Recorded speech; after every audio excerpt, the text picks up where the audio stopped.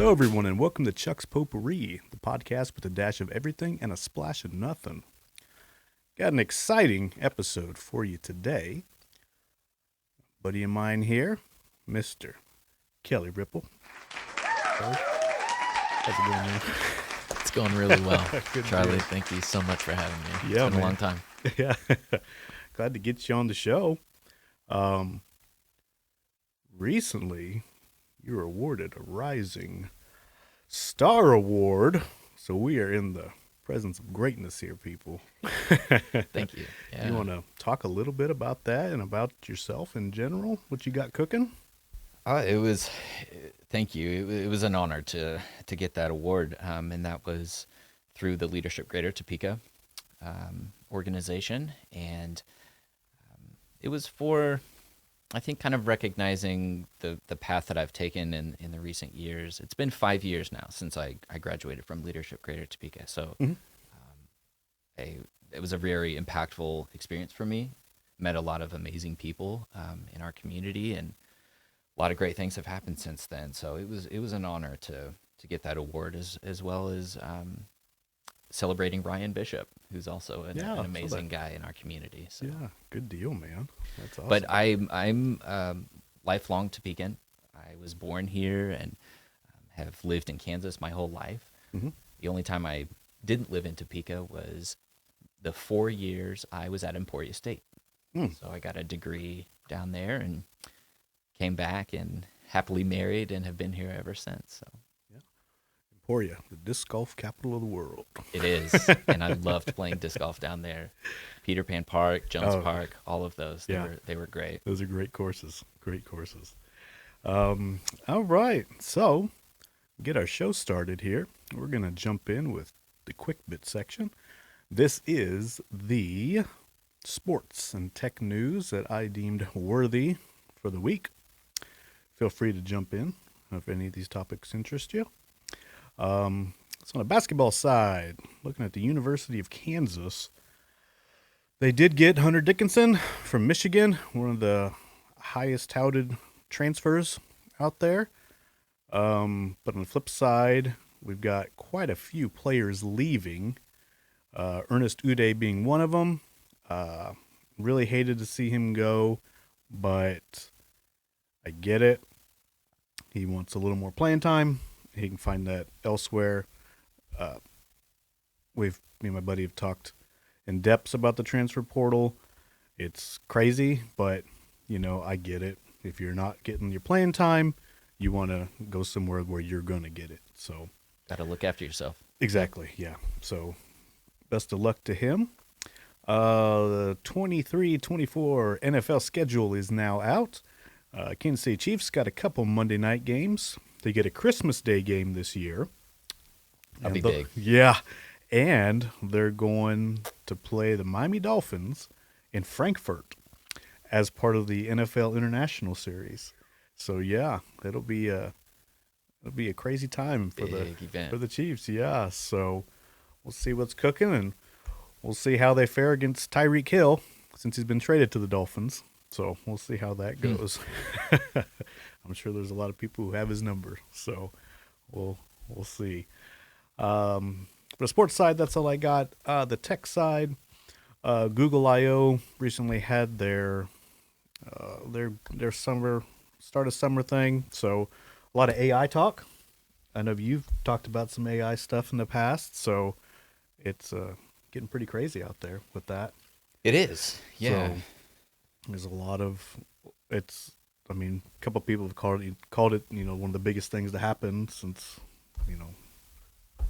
cars, something like that. So It will definitely usher in, I think, a new level of kind of transformation and speed as far as the evolution of some other technologies. Yeah. So, yeah. yeah, it's coming, people. So I know it's already here, but how we utilize it will be, moving forward. We'll see what happens. Yeah, that's all I really had to talk about on that tech side. So we're going to jump into some topics here. So Kelly's going to enlighten us today about some of the hemp and cannabis stuff going on around the state and in general. Um, so first topic here, man. There's a lot of misconceptions about hemp cannabis and their products. Do you want to talk a little bit about that? How, like they're not as bad as what people continuously say. There's always two sides to every story, and a lot of times it's, especially in the medical side, that people are like, you shouldn't use it, and yada yada, drug this and drug that. So, if you want to talk a little bit about the misconceptions that you got, that you've, yeah. Definitely, and there are a lot. There are a lot of misconceptions, and that really is, I guess, one of the main things I've learned over time in looking at the overall kind of data and evidence about cannabis is because of prohibition and because we've had such steeply embedded laws around just the prohibition of certain drugs, including cannabis, and the way that we treat people who do use drugs. There's a lot of kind of different misconceptions that are driven by bias, Mm-hmm. and that, so that's kind of, and one of the things I'll just say, a couple careers ago, I was very fortunate to be trained by CDC, the Centers for Disease Control and Prevention, Mm-hmm.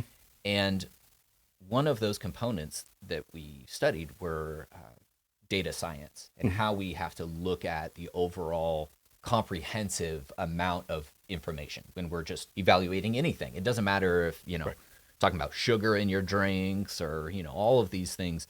You really have to look at all the data. And what we know from different levels of data. So of course, there's the pyramid of what kind of data is best. Mm-hmm. We have empirical, peer-reviewed research clinical trials, which is considered the gold standard. All of the medical professionals use RCTs to evaluate whether they prescribe certain medications and what have you. But the bottom line is, with real world evidence and case studies as well as other kind of reviews, we know that cannabis has been utilized for hundreds of thousands of years. Mm-hmm.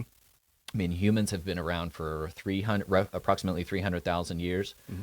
Um, Cannabis itself has been around for millions of years. The endocannabinoid system that is found in all mammals Mm-hmm. that interacts with phytocannabinoids, that has been around for over 80 million years. So to say, and I know that this is kind of a another misconception that people are kind of talking about now is that we're humans, did we evolve in order to utilize cannabis? And I think that that's somewhat of a misconception in itself, because it's just like, well, just because we have opioid receptors in our bodies, that doesn't mean that we're made to use opioids. That's not Right.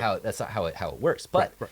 what science has proven is that every mammal's endocannabinoid system is meant to provide balance and homeostasis. And that's why, for certain people, a certain diet, such as a Mediterranean diet, is going to create a balance where you're going to sleep better, you can exercise better, and all of these things are driven by that endocannabinoid system. So I think that, like, there, as far as the medical aspect, we really have to look at why the medical profession hasn't been teaching or talking about things like the endocannabinoid system, and why cannabis does work for some people, because Mm-hmm. we know that cannabis doesn't work for everyone, right? Right. Just Right. like all drugs Yep. don't work for everyone.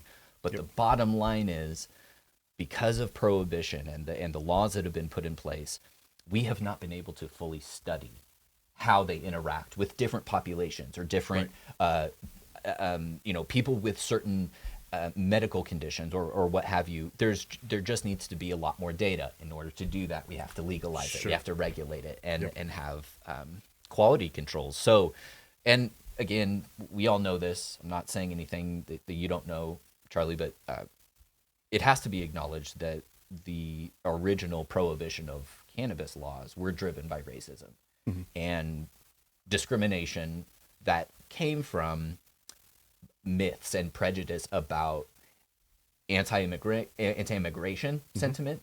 There was a myth during the World War II years that people were going to come up from Mexico and start planting marijuana in the hemp fields because they were trying to grow hemp for the war effort Hmm. in Kansas.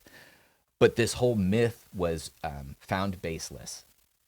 And I know that we've got a lot of questions, but this is going to lead into, I think, one of the next one. And that is that I've uncovered some information Hmm. over the past several years that proves Kansas was the first state in America to implement a state sanctioned hemp eradication program. And it was under the guise that it was marijuana. Hmm. And I can tell you a lot more about that information, but come to find out, in those studies, they actually discovered that what grew wild throughout Kansas Hmm. was not the quote unquote drug type, it was the fiber type, which Ah, is hemp. right, right. So Wow. let's go. This is getting back to your original question. Okay, the misconception about hemp Hmm. and marijuana. The one of the best analogies that I heard is that dogs, you have a canine. That's what canines are. You can have a German Shepherd, Hmm. a poodle. They're both dogs, but they're different. Those are different species. Just Right. like industrial and or agricultural hemp and high cannabinoid cannabis, with, Right. or what people call marijuana. Yeah. Yeah. Absolutely. Absolutely. Sorry, that was a long-winded answer to that. No, But you're good. You're good, man. No. Uh, let's shift into how about the medical? You briefly touched on yeah, this, but would you go a little more in depth on like the medical side and what what's happening over there? right. So there's okay. So I think a lot of people know in Kansas, if we were allowed the opportunity, we would have, as a public, as a society, we would have already legalized cannabis for adult use or Right. recreational use. I think that that's pretty safe to say. That can be pointed to by the Docking Institute at Fort Hays State, Hmm. studies that have been done in the past about surveying perceptions about legalization. We know that over 70% of Kansans are in support of regulating for medical access. Hmm. And what it comes down to is I've been a part of the groups who have introduced legislation for the past 8 years. Hmm. They've been doing this for 10 years now, trying to change the Kansas statutes around cannabis in some way. Hmm. But we know that it's not going to go from 0 to 90 overnight. Right. We're not going to get adult use right out the gate. And I think that that's kind of been the sticking point. Everyone wants it, and they know that that's where the true economic benefit comes from. But there's still that fear and concern about, oh, what about the children? Right. What are we going to do to our kids? We're going to because at this point, we have a lot of outside interests who are now trying to come in and tell us how we should be doing things instead of just looking at the evidence ourselves and trying to figure that out for ourselves. Okay. So it's kind of a really short summary, but I can say that I've never seen our legislature come so close to legalization as we did this past session. And there's a lot to be said about the way that ended up, and I'm not going to play a lot of cards right now, but I'm just going to say that we're not done, and that the advocates aren't done working towards this. Good deal. Yeah. Keep fighting the fight. It really comes down to protecting the medical provider and patient relationship, Right. right? Because Absolutely. everyone should have that available tool in the toolbox. And like we said, it's not for everyone. Not everyone is going to use it. But the Yep. other reality that people have to realize is you're going to benefit from a regulated cannabis program in our state, whether you participate in that program or not, Right. because we're talking about economic development. Yeah. Yeah. We're going to have jobs here that require technical support. We need those high paying jobs to stay in communities throughout the state who have been losing populations over time. And there's just a lot that can be said for, I think, even the ancillary sectors that don't even do anything with the plant itself. Mhm. There will be other opportunities, I think, to that people aren't even considering right now Yeah. in this space. But the other part of this, I will just say, going back to the concern about youth, these are some materials right here Mm-hmm. that are evidence based. These come from Canada, Mm-hmm. which they've had legal cannabis there for several years now, Mm-hmm. including adult use. But what these prove to me is that, and they sent these to me free because they just wanted me to kind of see what's going on up there. Mm-hmm. And I got to tell you, there are better ways to engage our youth than dare. And I mean, we've known that for a long time, Yeah. but like our generation, we grew up with dare. Right. Right. And not only was it conflicting in a few ways, because straight up, they told us how to use drugs, Mm-hmm. right? Yeah. But then they said, wait, this, Yeah. if you do this, Yeah. this is going to ruin your life. Yep. And oh, by the way, there are going to be tons of people trying to give you free drugs. Mm-hmm. So I mean, there were a lot of kind of like myths wrapped up in it, but it also was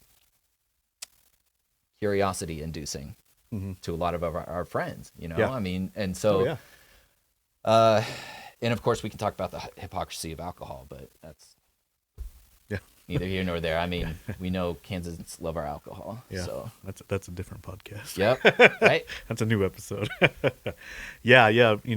Going back to that, I think that economic side of it is what so many people overlook because they just think you're going to get a field and grow it and that's it.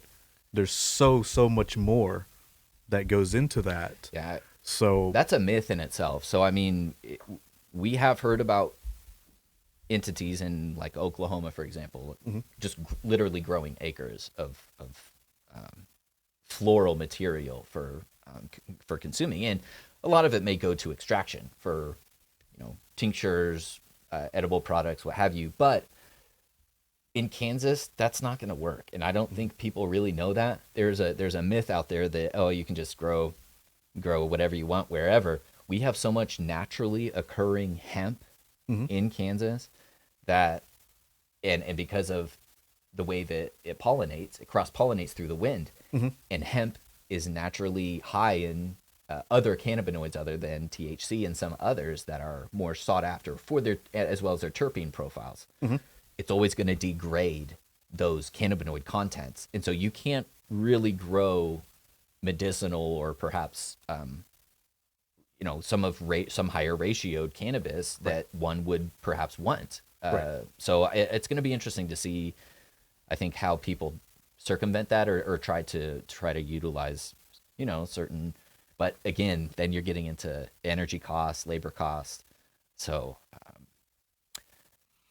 there's one other piece of this though that Mm-hmm. no one's really even talking about. Once federal regulation happens, Mm-hmm. either they deschedule it to a 1 or 2, or they just decriminalize it altogether. Mm-hmm. The people are expecting this before President Biden leaves office. If that happens before Kansas has any regulatory program with cannabis, it's going to cause some issues. Mm-hmm. Because Yeah. once that happens, interstate commerce will take hold. So Yeah, absolutely. Oh man, how was that, guys? A lot of information right there. So. I could talk about this for a long Man. time. So you touched on let's go into the next topic here. So the decriminalization Yeah. aspect of it, there's been some talk and some action, not a ton of action, Yep. but There were a couple bills introduced this past session. One of them in particular needed to have gone further, but it unfortunately didn't. However, there was a bill that some of its language got put into another bill. It got signed by the governor. Governor Kelly just signed it this last week, and that decriminalizes fentanyl testing strips. Mm. So that's in my opinion, and based on the evidence, that's a no-brainer harm reduction measure. Mhm. People need to know what is in the products that they consume, right.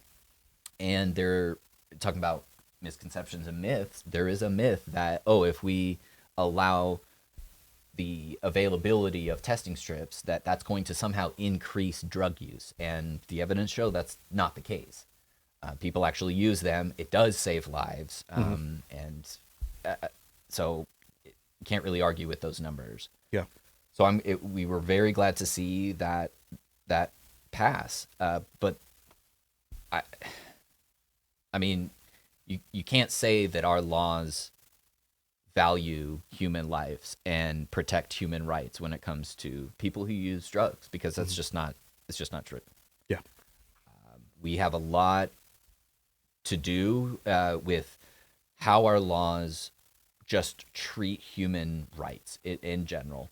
And there can be a number of decriminalization measures that can happen. They've been introduced, they've been talked about, but it just comes down to the politics of it, Right. Yeah. you know? And you can give all the information you want and show the evidence and oh, this is conclusive, Hmm. but until you start tugging at the heartstrings like the prohibitionists do, Hmm. then because we had people this last year, we had people come in from Colorado, New Jersey, a lot of places, and they scared our lawmakers into believing that if you legalize cannabis, for example, you are dooming your state Hmm. and the skies will fall. And they made it sound like no one would ever want to come out of their home. It was that bad in places who have legalized, and we know that's not true. Hmm. You know, in a number of reasons.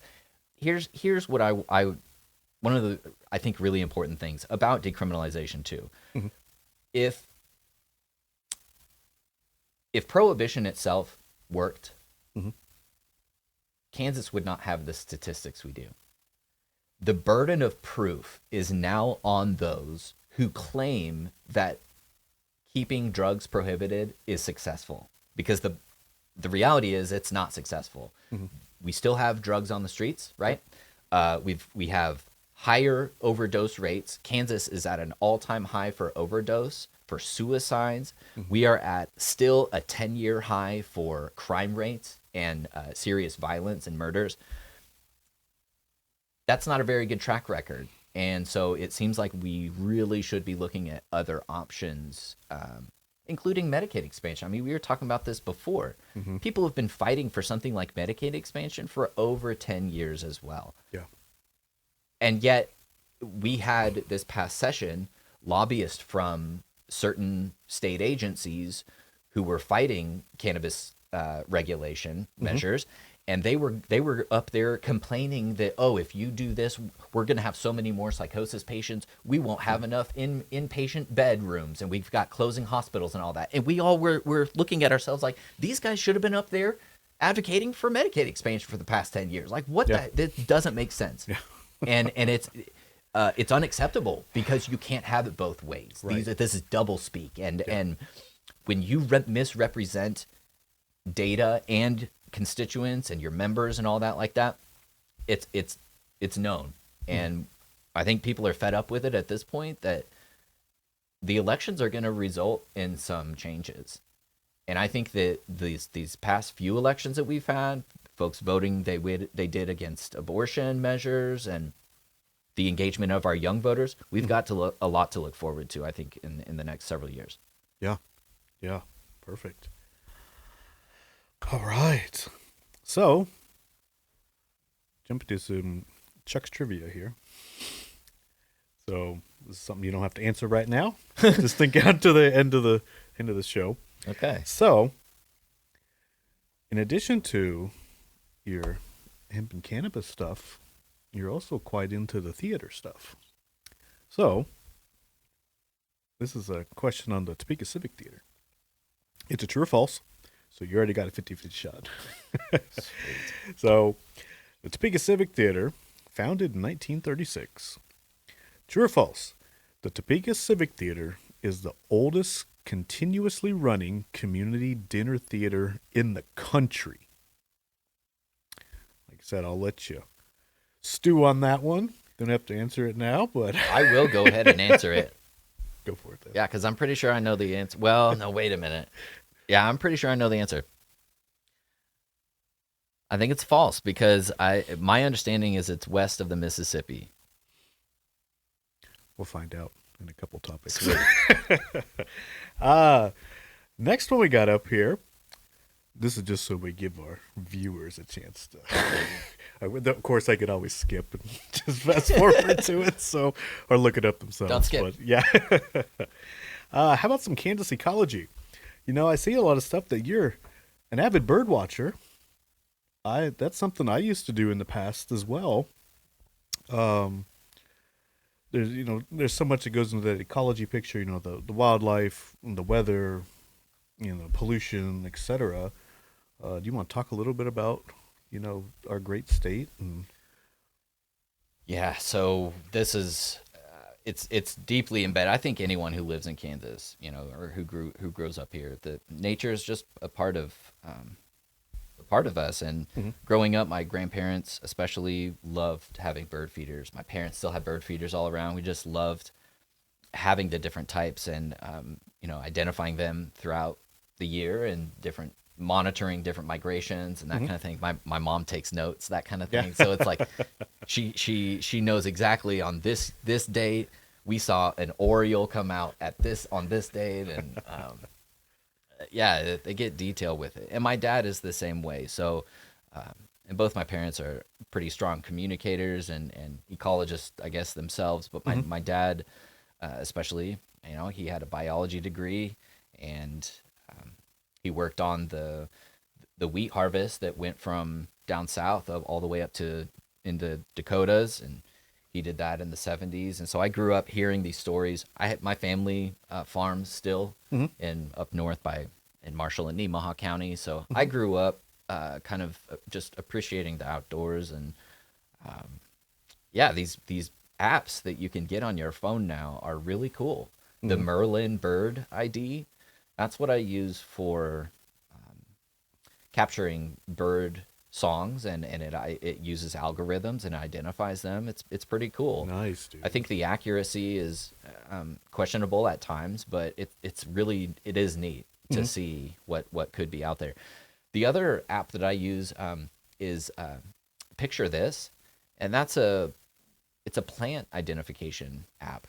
I heard somebody else mention this the other I love it, day. and they have one for Yeah. bugs too, for insects, and it's wonderful. I go out in my yard if I want to try to identify a plant, Mhm. it just pulls it up and really slick.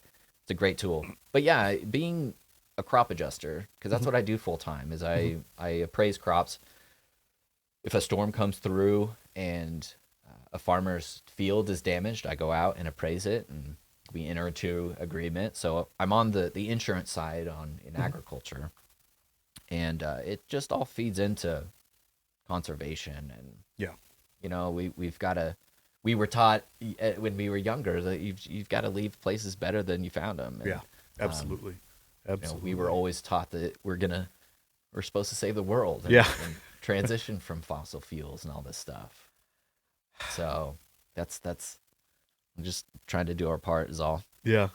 Yeah. Absolutely. Oh man. Okay. Shift into our last topic here. The Topeka Civic Theater, which you'll be in some laugh lines That's right. coming up. Yep, we've got a And sold out so, show tonight. Just had one scheduled performance this weekend. ah, So I think our next performance is going to come up in August. okay. Yeah, that one I'll definitely come by and catch that one. It's a lot of fun. Uh, so there are what other uh, plays or skits are you in for TCT? Good question. So I haven't.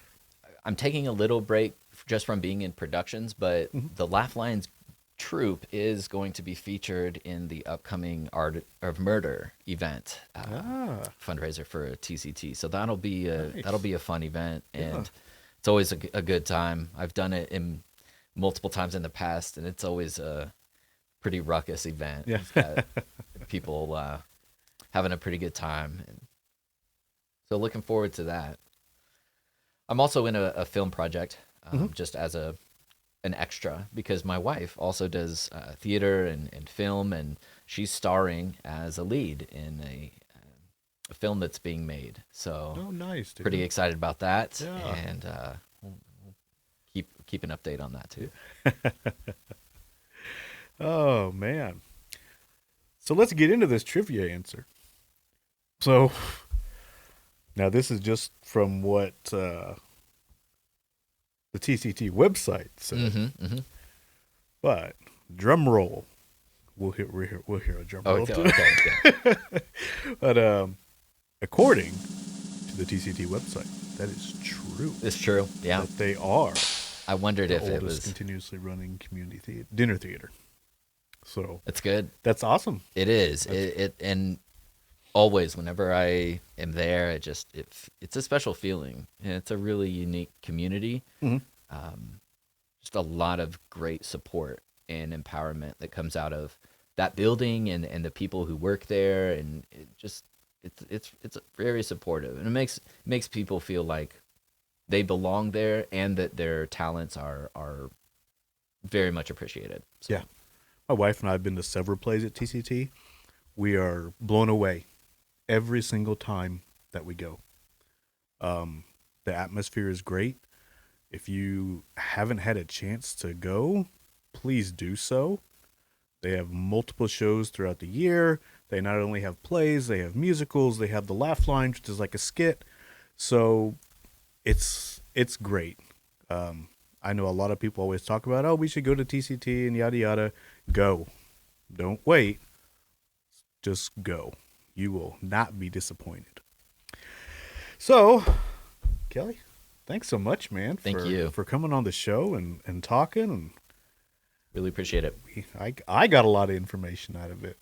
So hopefully, Happy to come back anytime. Yeah, yeah, we'll have to maybe after some legislature stuff, and we'll see what's moving and shaking, and then we can revisit. And hopefully, some of the stuff that we're talking about now is been reversed in the favor of it. So We've got some other Well, things to talk about at that point. yeah. Yep. So yeah, everyone, that is gonna do it for today's episode. Thank you so much for tuning in. Just a reminder, the video portion of this is on YouTube. The audio portion, you can find us on Spotify, iHeartRadio, and Apple Podcasts. So thanks, everyone, and we'll see you in the next episode.